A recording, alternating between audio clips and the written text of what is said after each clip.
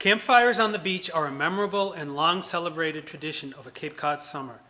First Encounter Beach is one of the best places to see the sunset over the water on the Cape. This year, we are unable to gather together for such an event, but are still able to celebrate this tradition through selected stories and speakers commemorating the 400th anniversary of the first encounter between the Nauset people and the English who ventured to this beach on December 8, 1620. In search of a place to settle. 400 years later, those of us on Cape Cod still face many of the same issues. What is it like to be an immigrant here? How do the native people feel about our presence? How have humans impacted this area in 400 years, and how has the landscape changed? Please join us this summer as we explore these issues and the lore of Eastham over the years since this first encounter. You can find these campfire programs on the Eastham 400 website, posted every Sunday night in July and August. Thank you.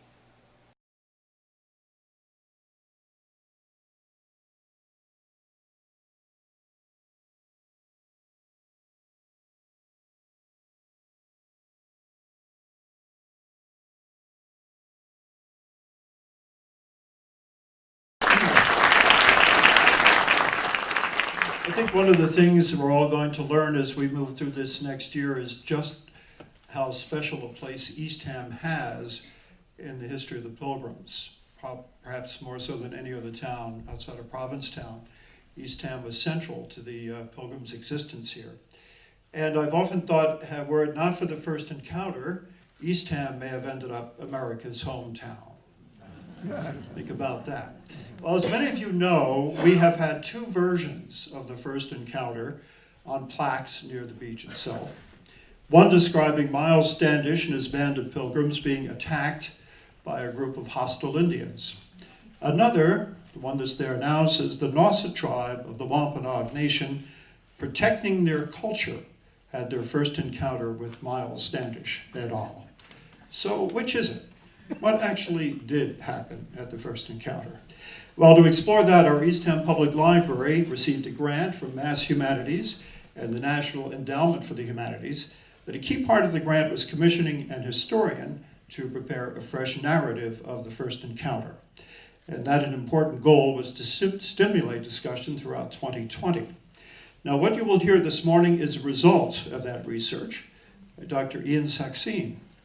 Dr. Saxine received his PhD from Northwestern University. He presently teaches U.S. history and British Atlantic World History at Bridgewater State University, and his research focuses on colonial and Native American history, especially in New England.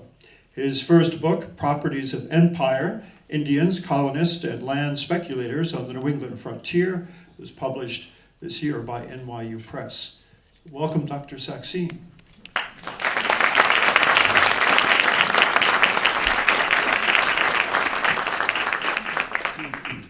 Thanks so much. Ooh, this is tough for me. Nobody's ever told me to lower my voice, so microphones are.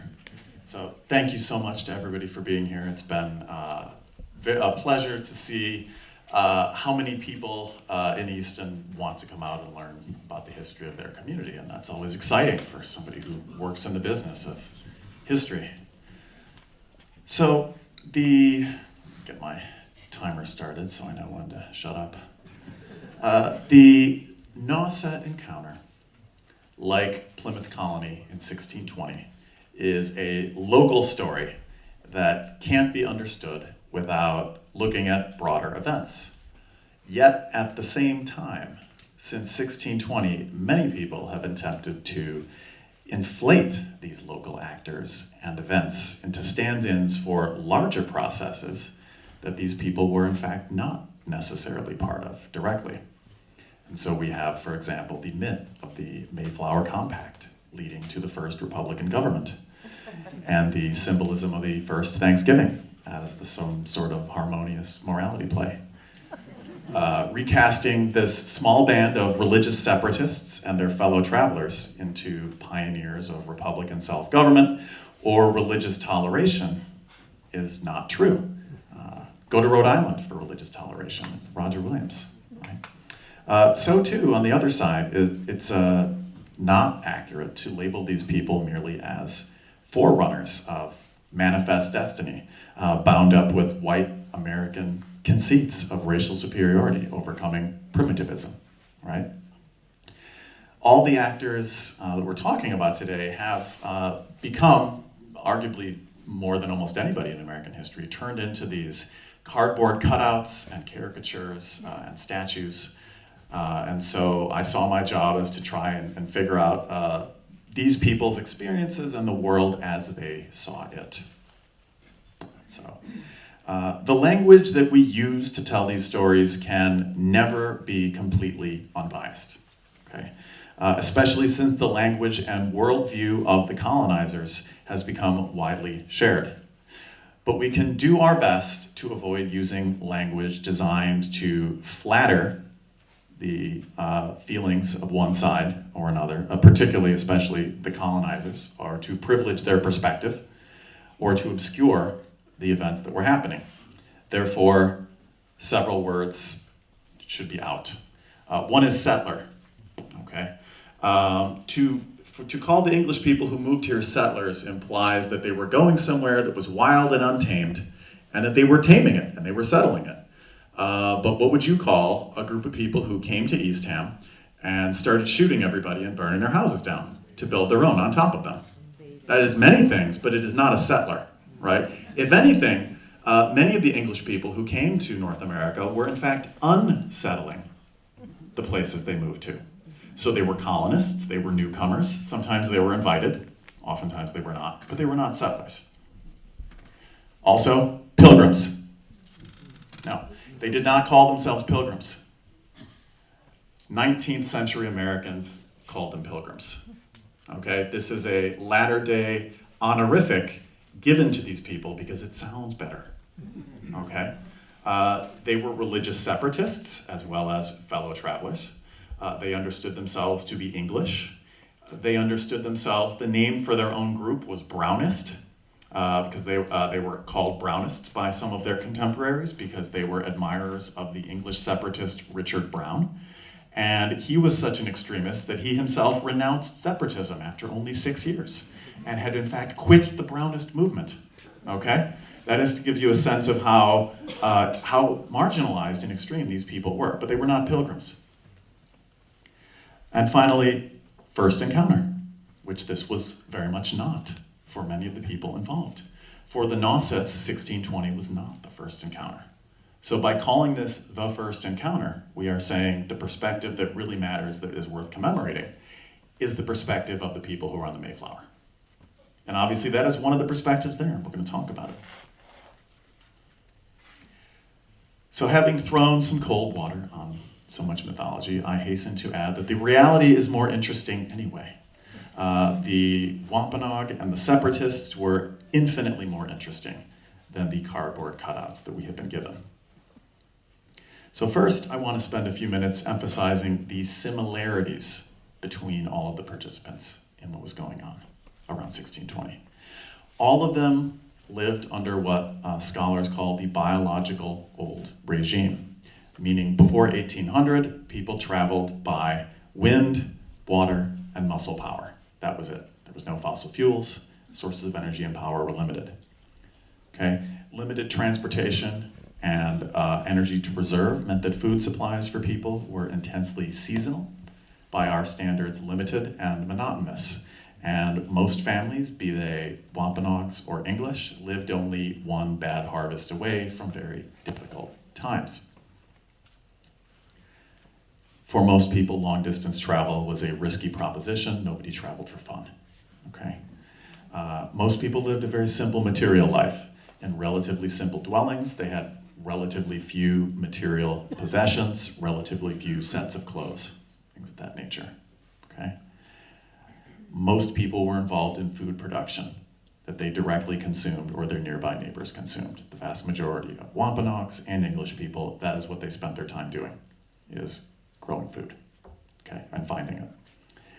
And for all of these people, their lived reality was one in which supernatural forces were at work, accounting for events like comets and eclipses. And successful people in life were people who made the right supplications to the correct spiritual forces to be able to give them good fortune in their endeavors. And Wampanoags and English alike had socially prescribed relationships based on distinctions on sex, age, and status. Now, that said, differences very much existed. The most fundamental stems from geography. What this map shows you are the origins of the major staple crops in human history. These are the origins of wild plants that people began domesticating many thousands of years ago. All the food that we eat, the overwhelming majority of the food that we eat, has been gradually modified and domesticated by human ingenuity. Modified from wild plants, okay? So wild corn, the ancestor of corn, for example, looks kind of like a cattail, and it's not particularly tasty. This took a lot of effort, many generations. Okay, notice where the origins of those major crops are. And here's a map of the earliest areas that in the world that humans built cities and settled down for sustained periods of time. Because the only way that you can support a city is to tend to crops, and that's an opportunity cost. You have to decide to devote your time to spending a lot of time on these very demanding plants. Anybody who keeps a garden or even house plants can appreciate this, right? To devote all of your time to the care and feeding of this stuff, you have to give up moving around. And so that is, of course, where the first cities grew up as well. Notice how there are no domesticable wild plants on a large scale that are indigenous to where we are, okay? The locally available plants were such things as cranberries and sunflowers. These are not exactly things that you want to build a city around, right? So it is not that the locals here were not interested in domesticating plants. It's they weren't stupid enough to try and build a Boston-sized city to grow cranberries, right? So they had to wait for corn to be selectively bred. Now notice here the shape of the continents. From China to the English Channel, you have relatively similar climate, okay? Similar pests, growing seasons, and whatnot. And so when some clever Chinese person figured out a new domesticated crop, this could be easily shared with people living east and west. In the Americas, this was not the case. You have different climate zones. You have different, and so the corn that developed in ancient Mexico had to be selectively bred to be able to thrive and survive in all of these different climate zones in the Americas. And so as a result, the Wampanoags and their neighbors did not start farming and domesticating corn until about the year 1300. Okay, and that was when Nauset women and other women of this region had developed the strains that would thrive in this climate. And so as a result, their population density was lower, and they were less urbanized than their neighbors further to the south, for example, in Mesoamerica and in Europe. All right. So by 1620, Nauset families on the Cape were taking advantage of the food package of the three sisters. That would be corn, beans, and squash that grew together in a particularly effective manner. But they continued to take advantage of maritime resources as well as hunting and gathering. Okay. The Nausets were unusual in that they were even more sedentary than most other Wampanoag because the maritime resources on the coast were so rich. They did not move their fields every 17 to 20 years like many indigenous groups in northeastern North America did when there was surplus land where the soil had not been worn out. So compared to places with longer histories of large-scale agriculture, we should note the Wampanoags lived far less densely on the land. Villages like Pawtuxet, with perhaps 2,000 residents in 1615, dotted the landscape, but nowhere did they gather in numbers approaching the Aztec capital of Tenochtitlan with like 150,000 people. In 1615, the Confederated network of villages led by Osamoquin Massasoit and the Poconoquets numbered anywhere between 12,000 and 25,000 people between the border of present-day Rhode Island and Cape Cod. and with the Massachusetts Indian villages around Massachusetts Bay boasting similar numbers. A European who visited the Nauset on the Cape in 1605 described cabins and gardens all along the coast of present-day Massachusetts. Each home was surrounded by sufficient open land for farming. Throughout the region, women were responsible for work in the villages, including tending to crops and gathering plants, for making baskets, mats, and medicine. Women also moved the family residence, weetus, or wigwams, as the seasonal needs demanded. Men performed tasks that took place outside of the village, so that would be deep sea fishing, hunting, trapping, diplomacy, and war. As with native groups throughout Eastern North America, this division of labor involved different types of spiritual power as well. The sort of rough division would be that women were in charge of life-giving responsibilities, and therefore their spiritual power was likely bent to those needs. Men, when necessary, took life to protect and support the community, be that hunting or war. The spiritual power that manifested itself in living things was called Manitou, which also existed in some inanimate objects as well as otherworldly beings. One of the best descriptions of how this works, and the sort of relative from the European perspective, lack of precision, comes from what an Ojibwe man told the anthropologist Irving Hallowell in the 1940s. Hallowell asked him if rocks were alive. And this old man thought for a while, and he answered, "Some are." Okay? Most Native Americans living in this region, they were less troubled with the sort of precise taxonomies. And so when Roger Williams, the founder of Rhode Island, he tried to categorize all of the different apparitions that appeared in visions and the various culture heroes and objects of veneration among the local Native people.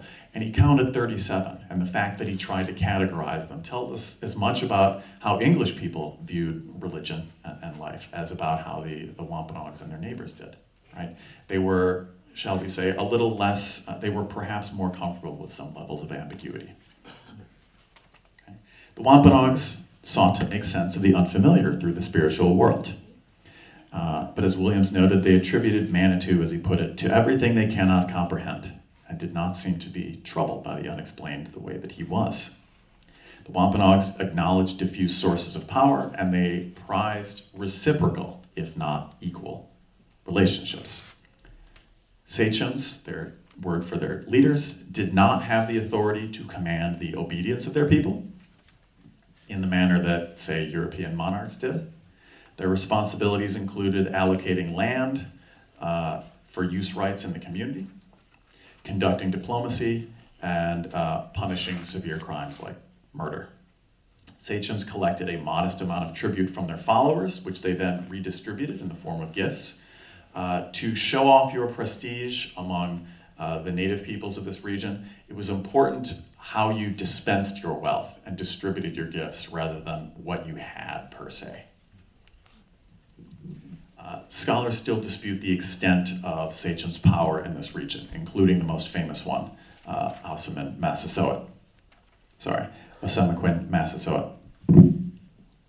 So in the years before 1620, a Sachem of the Pokanockets, based at Salwams, now Warren, Rhode Island, forged relationships with the villages of present-day southeastern Massachusetts, including the Nauset. His name was Osamoquin, and he's popularly known today by his title, Massasoit. Okay. For the members of this confederation, it had the advantage of protection from dangerous neighbors. Now, one group that this alliance did not pay much attention to was the European strangers who began arriving in the area around 1500 to fish and to trade.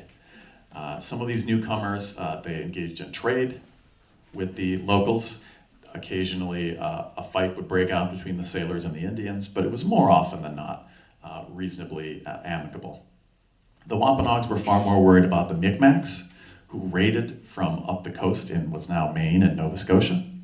In 1615, the Micmacs destroyed a village of Massasoit's allies down the coast, which would likely have worried him far more than the arrival of any English people in the early 1600s. But worse by far was a plague that broke out in 1616. One of the things that were not indigenous to the Americas were domesticable mammals, okay? The large mammals indigenous to the Americas, North America in particular, were not suitable candidates for domestication. It's not that Native Americans never tried to domesticate bison by breeding them in captivity. It's that you can't do it with bison, and you get smashed and stampeded. Much in the same way that Africans are not stupid. It's not that they never tried to domesticate zebras, it's that zebras are jerks, okay? There's very few wild animals that are suitable for domestication, that will breed in captivity, okay? So most of the major epidemics in human history have arisen from our livestock. And so because they did not have livestock, Native peoples did not have any immunity to the big killers in human history, smallpox, influenza, things of that nature. Now this sickness in 1616 could have been the plague, the Black Death, but we don't know. What we do know is that it turned much of New England, where there had been thriving villages, it turned them into graveyards. And so, for example, the village of Patuxet, which is the site of modern-day Plymouth, it had about 2,000 residents, give or take, in 1615. By 1620, it was completely abandoned. Almost everybody in it had died, the survivors had moved away. And up to 90% of some indigenous communities died during this 3-year epidemic. Survivors consolidated in villages, reformed bonds, and so many of the political groupings which the English encountered after 1620 were really composed of the fragments of these surviving communities. So for them, the plague would have been far more portentous of an event than the arrival of the Mayflower off their coast in 1620. All right, how about those newcomers? So, in a tract written to justify the Plymouth colonist venture, Robert Cushman lamented the absence of any land like, as he put it, the Jews had a Canaan, being legally holy and appropriated unto a holy people. Unfortunately for Cushman and the separatists in England, we are in all places strangers and pilgrims, travelers and sojourners most properly, having no dwelling but this earthen tabernacle. Our dwelling is but a wandering. And it is that line which 19th century writers snatched up and said, aha, they're pilgrims. Sounds good, right? But this is not something that they sort of dwelled on in the 17th century. So who were these people? We should note, not all of the colonists to Plymouth were religious separatists, but the venture would not have happened without them. And Plymouth Colony was, until its absorption into Massachusetts Bay in 1691, primarily a vehicle for their ambitions, however frustrated. These folks and their colony were a bundle of fascinating paradoxes. They were very proud to be English. They did not want to leave England, but they had to, because their religious separatism was against the law. They modeled Plymouth Colony's laws on English common law. A committee in Plymouth tasked with codifying the colony's laws in 1636 reported back in part that, as freeborn subjects of the state of England, we here came endowed with all singular privileges belonging to such. And they believed that it needed no real elaboration. And they went and made various modifications that they saw fit, particularly to make sure that the law of their colony was more informed directly by scripture than English common law had been. These separatists were very much not seeking religious toleration only, or they would have remained in the Netherlands where they had taken shelter. Instead, these people were super patriotic English people who were worried that their kids were becoming Dutch and becoming, like all immigrants everywhere, they worried that their children would forget where they came from and would lose their roots. And so their decision to come here was in part based on this desire to carry out God's will as they saw it, whilst remaining English, okay? In 1620, England was not a wealthy and powerful country. It did not even have control over, let me see here, did not even have control over the entire island of Great Britain at the time. It was a relatively small, not particularly powerful kingdom in 1620. But English people were very proud of their home and where they were from. Now, one of the greatest sources of English pride was, in fact, their church and its roots in the Protestant Reformation. And by 1620, one of the reasons that the separatists felt that they had to leave was because most people in English were so captivated by their church as this source of English pride and identity and patriotism. And by breaking away from that church, the separatists were, in fact, defying the authority of their Lord and Sovereign, their King. But the separatists, they loved the Protestant Reformation that had inspired the Church of England. They just loved it more than everybody else, so much that they had to leave it. Now we should note, nobody wanted religious toleration in around 1620. Okay, that was not a goal, because religious toleration meant that you lost, and meant that you could not convince your neighbors to give up their sinful ways and carry out, again, God's will. So for those of you who might have forgotten this from school, it's very fine. The Protestant Reformation, okay, which gave us everybody who's not Catholic and Orthodox, basically, it spawned a number of different churches, right? There's not a single Protestant church. And the most important feature of the Protestant Reformation is that the Pope is no longer in charge. Protestants were separating themselves from the Catholic hierarchy, and they emphasized the importance of reading Scripture as the Word of God. Okay, the Church of England was descended from that. Okay, now the problem was that the Church of England was a political creation. It was inspired by King Henry VIII's fundamental belief that he deserved to divorce his wife and marry somebody who would give him a son and a legitimate heir, and he would figure out the details later. And so the English spent about 150 years figuring out exactly how Protestant their Church of England was going to be. They killed a lot of people over this question, all right? And so you might have heard the term Puritan. Puritans were people in England. They made up the vast majority of the religious colonists who moved to this region, okay? Puritans were English Protestants who believed the Church of England had not reformed enough to get out all the incense, all the Catholic hierarchy, all the tradition, all the idolatry, okay? And they were much more common. Now, the separatists basically agreed with the Puritans. William Bradford, in his own narrative, says they called us Puritans as an insult. Okay, the separatists who moved here would have identified as Puritans in a certain way. Eventually, they had come to accept this term in the same way that an insult like Jesus freaks, some Christians have just sort of said, yeah, we are, right? That's what they call us. So that was where Puritan started as an insult. Okay, the difference between Puritans and the separatists who came here: Puritans wanted to stay in the Church of England and clean it out. These separatists believed there was no longer any hope, that it was a true church. Now, specifically, the God that directed their lives was a severe one. They believed that all of humanity was forever tainted, irrevocably tainted by original sin, and that everybody deserved eternal damnation. Fortunately, God in his infinite mercy had chosen some people to be plucked from the flames.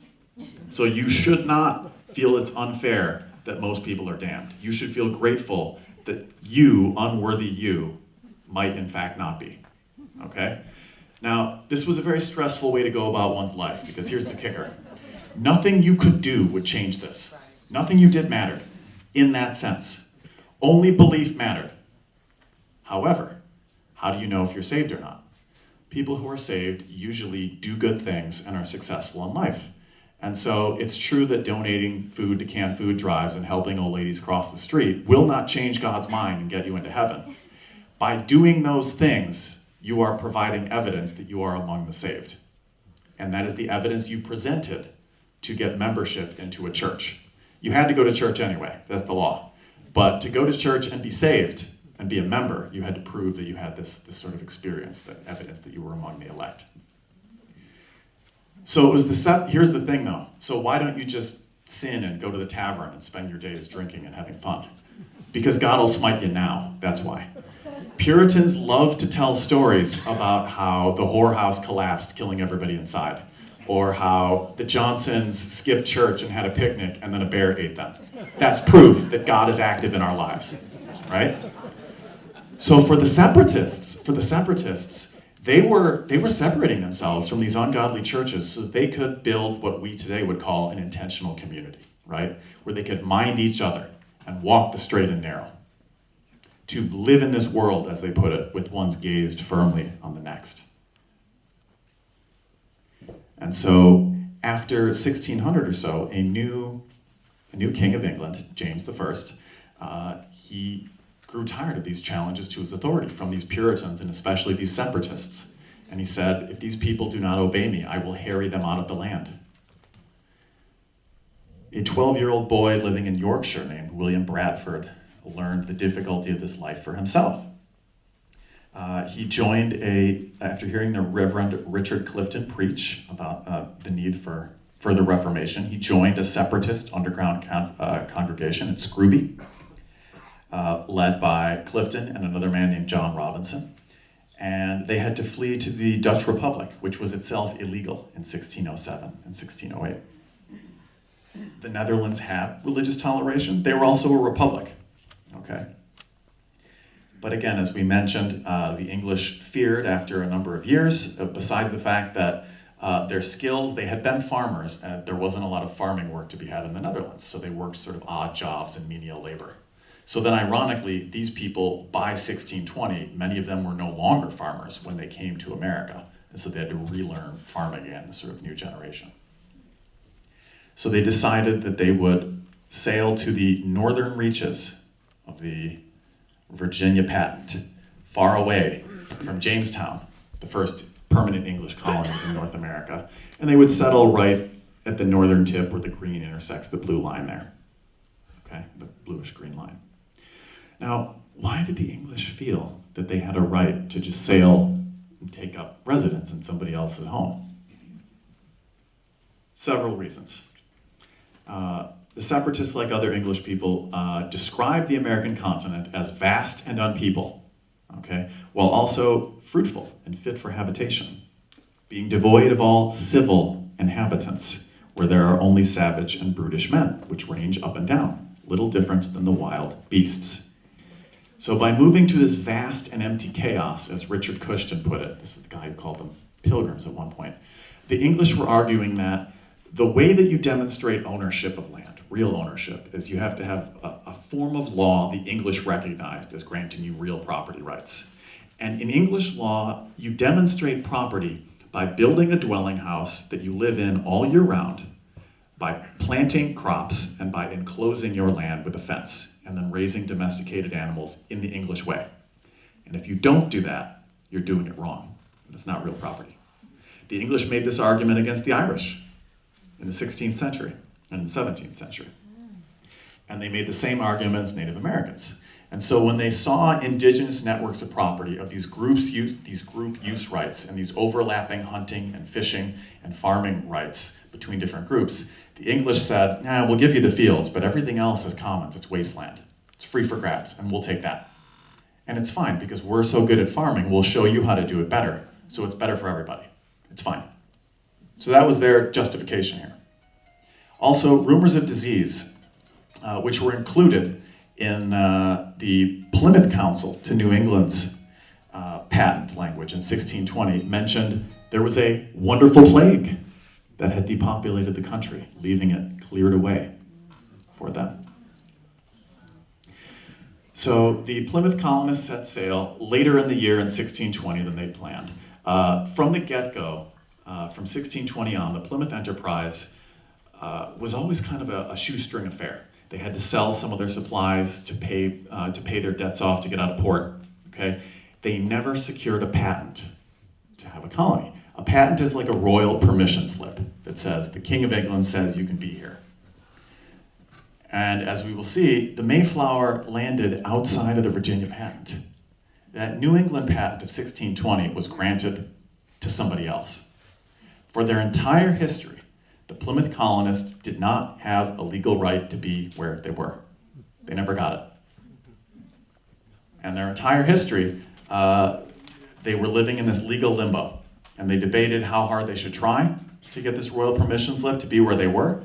But this should also color how we interpret these land exchanges and their dealings with the native people, because any history that just takes it as an assumption that The separatists had a right to be there, and obviously they're just going to start buying land and granting land to everybody. They had no legal right to grant land to anybody, and they did it for 70 years.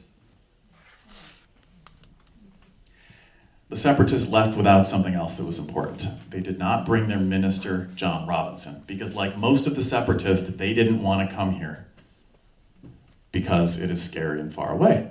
And so John Robinson stayed with the bulk of the congregation in the Netherlands, whilst a minority climbed aboard the Mayflower and sailed west in the fall of 1620. John Robinson, much to the disappointment of the colonists, never joined them. He died in 1625. It is unclear if he ever would have come here. He kept saying, oh, soon, I'll get there eventually, and he never did it. And this is another important point to note. The Plymouth Colony, one of the obstacles they faced is not only were there not very many separatists, but they couldn't even convince their entire congregation to come over. They never had enough colonists, and so they were always making deals and trying to convince other people who did not believe in the full extent of their mission to come and live in their colony anyway. And that shaped the kind of society they were able to build, because they were never able to construct the kind of rigid, godly discipline that, say, Massachusetts Bay and Connecticut was able to do, because Massachusetts and Connecticut brought over 20,000 Puritans, a critical mass of people. Plymouth Colony, after 10 years, had 300 inhabitants. Not even all of them were members of the now transplanted Scrooby congregation. Okay. So the passengers on the Mayflower, there were about just under 150 people on board. This includes about 30 sailors, give or take. The separatists made up only about half of the passenger total, though, on board. Okay. Now, when they landed outside of the bounds of the Virginia patent, a lot of the passengers started to get nervous. Some of the non-separatists started making noises about moving off and starting their own venture. And so that was when the passengers of the Mayflower signed a covenant, which later generations called the Mayflower Compact. And what this agreement was they agreed that they would choose their own governor and then do whatever he said and obey the laws and basically not kill each other and separate. Okay? It was a fairly rudimentary sort of survival agreement. Okay? It was not a Republican document. The compact itself, we should call it a covenant. That's how they would have understood it. Puritans talked very much about covenants with God and agreements, right? And the gist of it was, though, they mentioned the king in the document. They were very much not trying to break away from England. They were very much English people carrying out English laws and, of course, building their own godly church in this new world to them. Okay.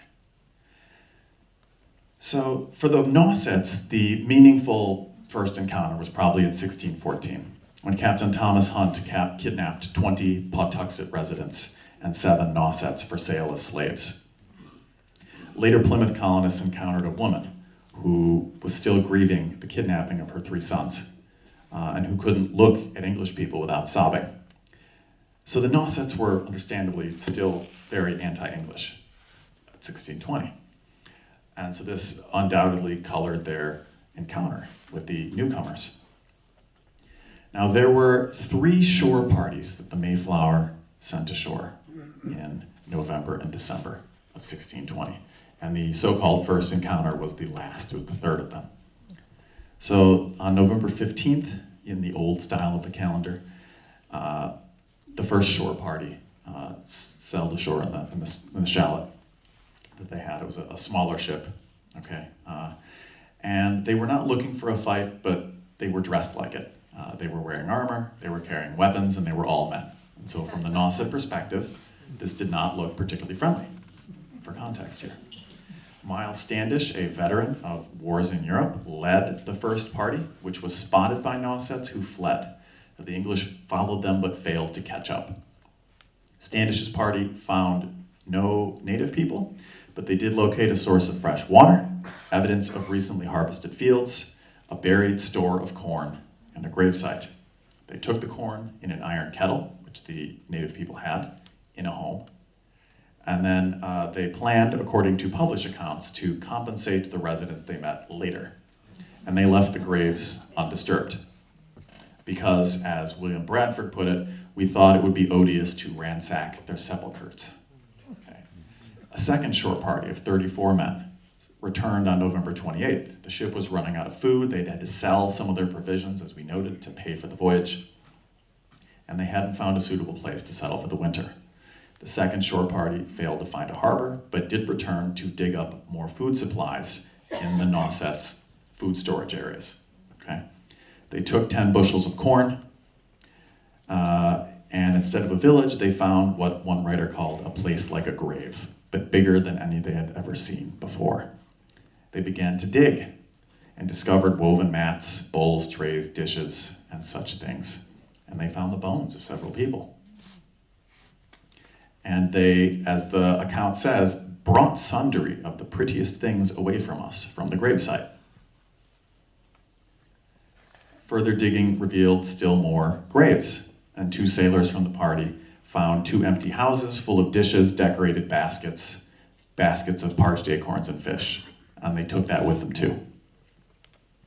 We should note William Bradford's later history of Plymouth omits this grave robbing side of the second shore party here.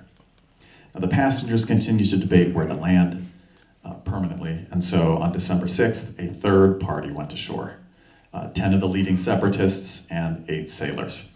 By now, most of the Nauset must have been aware of the English presence, although not of their intent.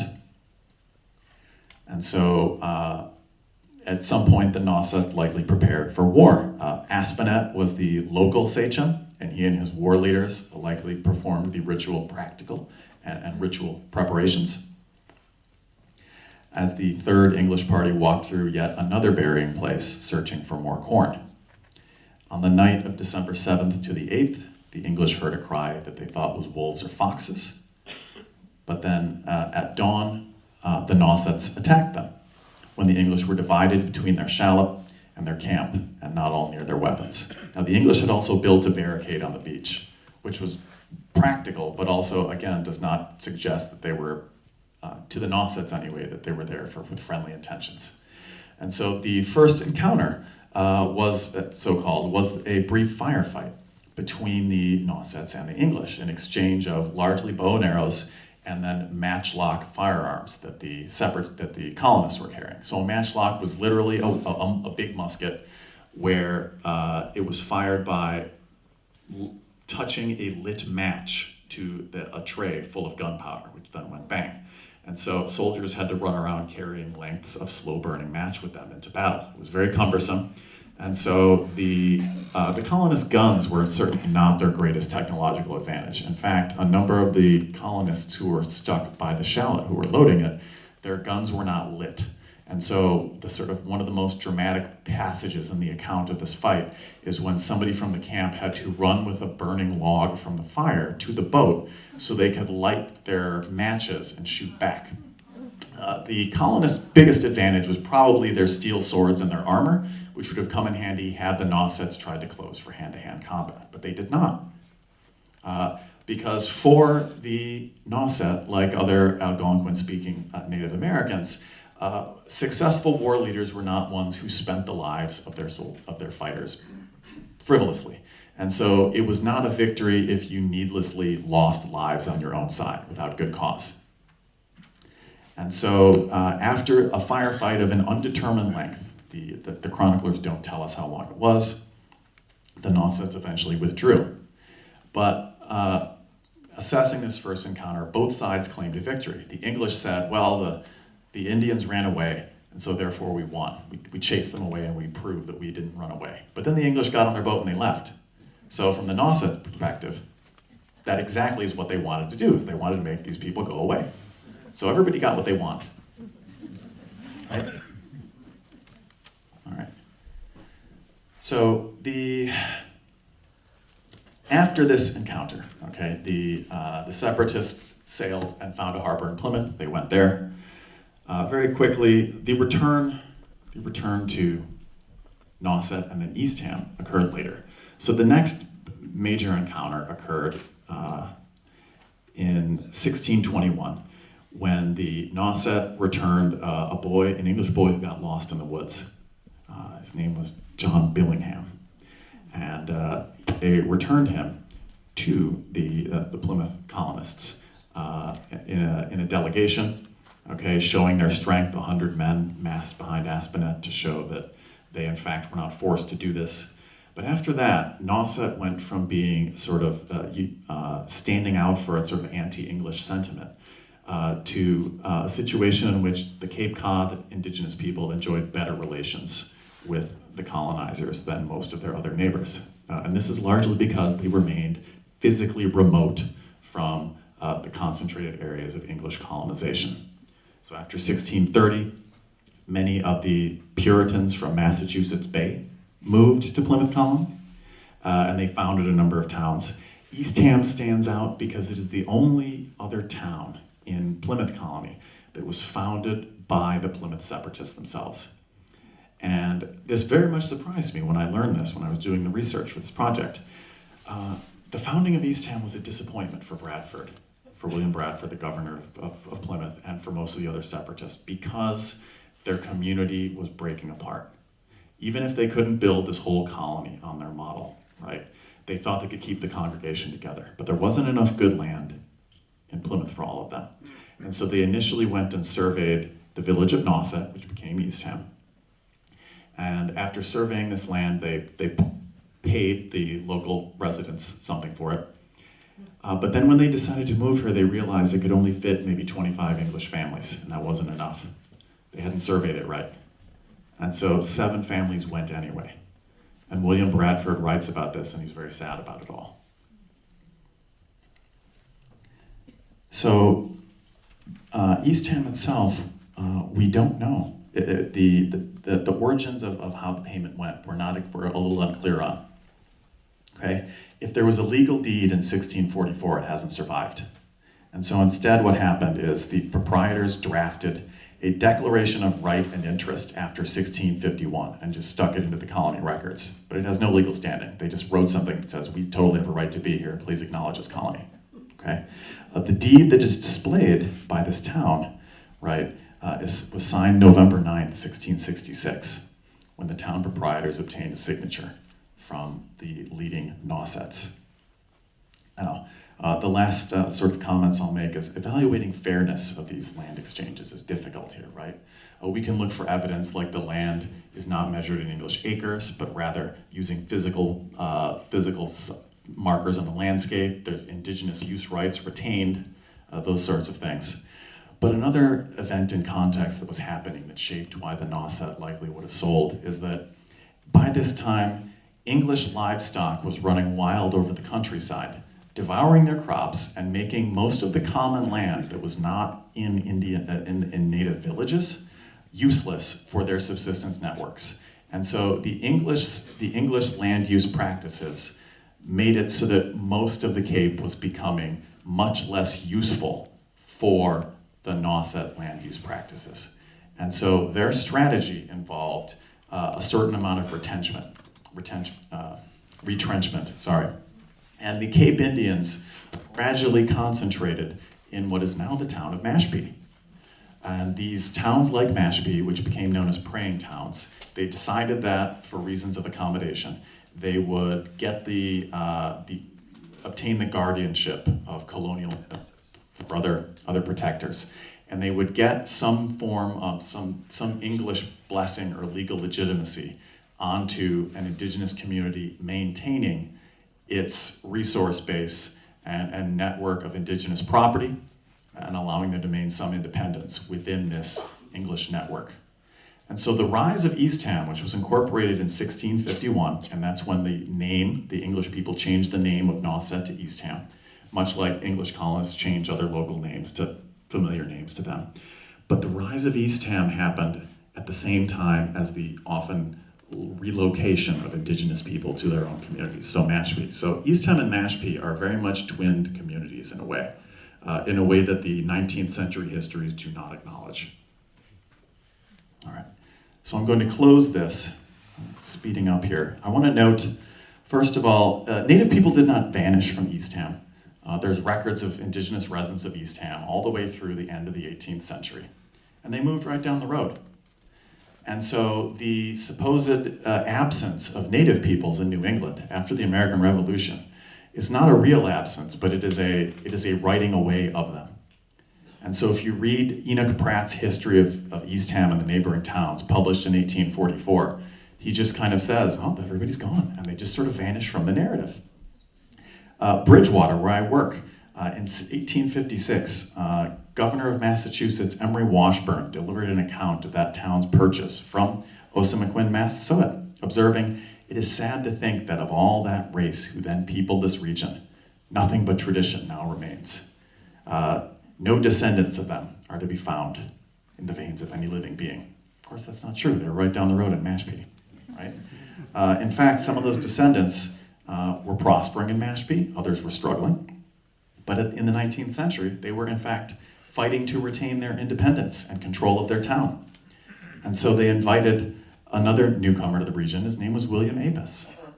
He was a Pequot missionary, he was a Christian, and he led what was known as the Mashpee Revolt, in which he criticized the state of Massachusetts and the United States for trampling over native peoples and pretending that they no longer lived or existed. He did some time in one of the local jails for violating some sort of peace ordinance.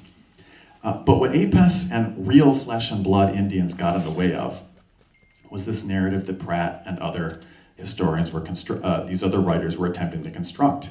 The people constructing this included the General Society of Mayflower Descendants, founded in 1897, who even today claim in a mission statement of their intent to educate how the Pilgrims shaped Western civilization, which is itself a hazy 19th century concept that has no real historical use today.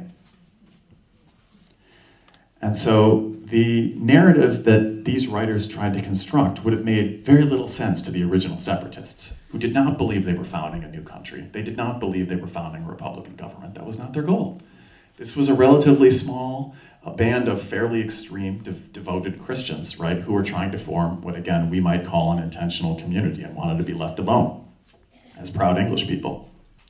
And it was in the early days of the United States and in the 19th century that groups like the General Society of Mayflower Descendants transformed the Plymouth colonists into pilgrims. Okay? They transformed this covenant into the Mayflower Compact. They wrote a history that turned the Plymouth Colony into this beacon, a morality play, and a bedtime story, which is very much at odds with the historical account. Turning separatists into pilgrims served other agendas as well. For white Americans then as now, unhappy with the importance of African slavery to the economy and society of colonial America, venerating the so-called pilgrims as the true forefathers of the United States could marginalize the unsavory aspects of the past and present of the nation.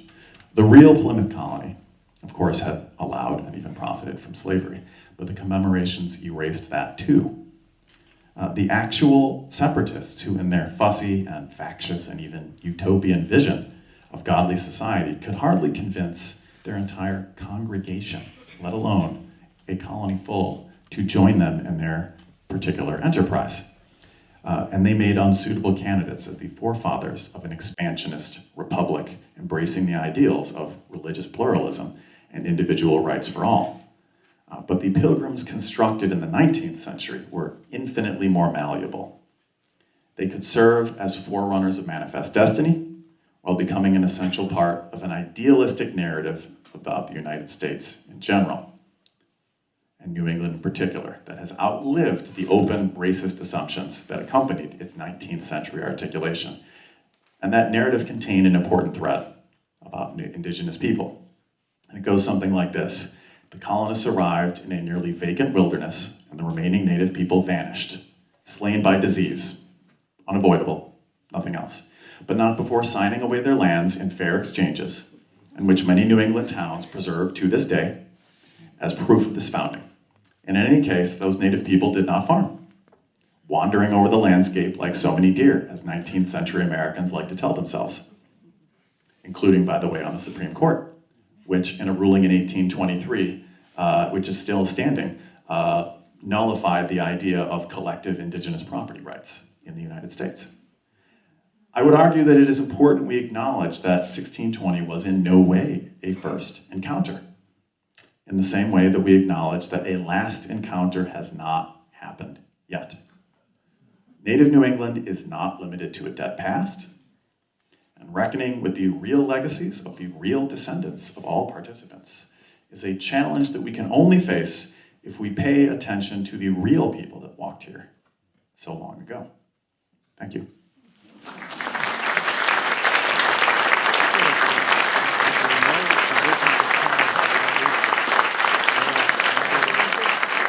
Thank you very much, Dr. Saxine.